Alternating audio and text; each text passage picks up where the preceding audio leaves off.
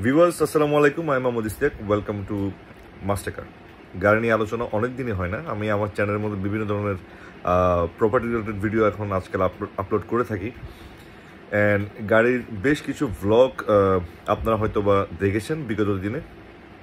আজকে আমি আপনাদের সকলের সামনে একটি আলোচনা করতে এসেছি যে ব্র্যান্ডটি আমাদের বাংলাদেশে নতুনভাবে লঞ্চ হয়েছে এবং সেই ব্র্যান্ডটির নাম হলো পেরোডুয়া, PERODUA।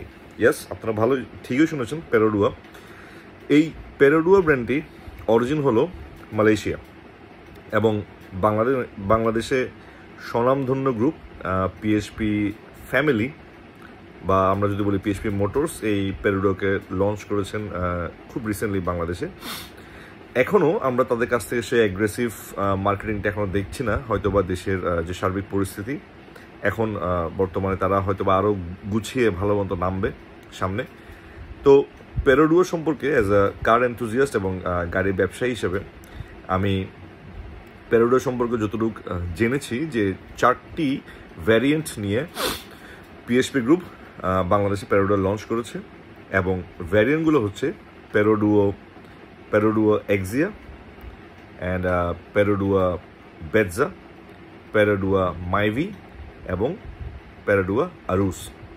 পেরোডুয়া এক্সিয়া, নট এক্সিও বাট এক্সিয়া, পেরোডুয়া এক্সিয়া এটি হচ্ছে একটি হ্যাশব্যাক, ছোট। এটা আপনি কম্পেয়ার করতে পারেন ভিটস বা অ্যাকোয়া এই রেঞ্জের গাড়ির সাথে, বা এই ক্লাসের গাড়ির সাথে। এবং এটা সিসি হচ্ছে 1000।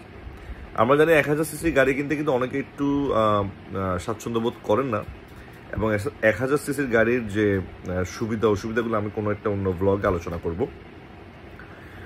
তো আমরা সরাসরি গাড়ির সামনে গিয়ে আলোচনা করব সামনে ইনশাল্লাহ। তো এই এক্সিয়ার পরে আছে বেটজা। বেটজা কিন্তু বেসিক্যালি মালয়েশিয়ার সবচেয়ে হাইয়েস্ট সেলিং সেডান কার। এটি 1300 সিসি। আমরা এর আগে দেখেছি এই 1300 সিসির যে পিএসপি মোটরসের বিগত দিনে যে ব্র্যান্ডটি তারা প্রমোট করেছিলেন খুব ঢালাওভাবে, যেটার নাম ছিল প্রোটন কিন্তু এই একটি সাগা গাড়ি প্রমোট করেছিলেন, সাগা ভ্যারিয়েন্ট ছিল। এবং এই সাগাটা বেশ মোটামুটি তারা ভালো মার্কেটিং করে এখানের মধ্যে অ্যাসেম্বল করে তারা মানুষের মধ্যে মোটামুটি ভালোই সেল করতে সক্ষম হয়েছে। এবং অনেক প্রোটন সাগা গাড়ি কিন্তু রাস্তায় দেখতে পাওয়া যায়। ভালো কি খারাপ সেটাতে আমি আজকের ভিডিওতে যাবো না, এটা ডিটেলস অ্যানালিসিসের পরে ভিডিওতে হবে। সো এই যে বেটজা গাড়িটি, এটা ওই সাগারি একটা কন্টেম্পোরারি এবং এটা সেডান। এটার পিছনে বুট স্পেস কিন্তু বিশাল, কন্ট্রারি টু সাগা।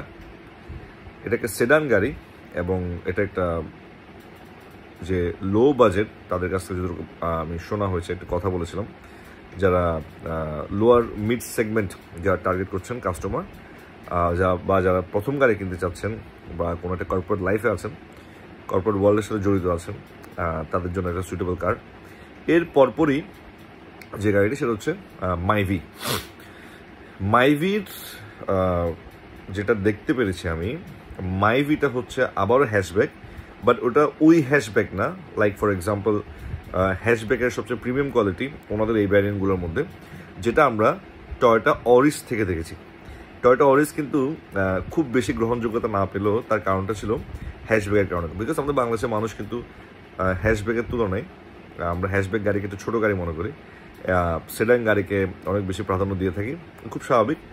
সো অরিসের যে রেট ছিল এবং অরিসের যে মার্কেটের টয়োটার মধ্যেই যে অন্যান্য অপশনসগুলো ছিল, এটা কিন্তু অরিসকে আসলে ওভাবে মার্কেট পেতে সক্ষমতা দেয়নি। আমরা ভবিষ্যতে দেখব যে এই জিনিসটা কোনো মাইভির ফেস করতে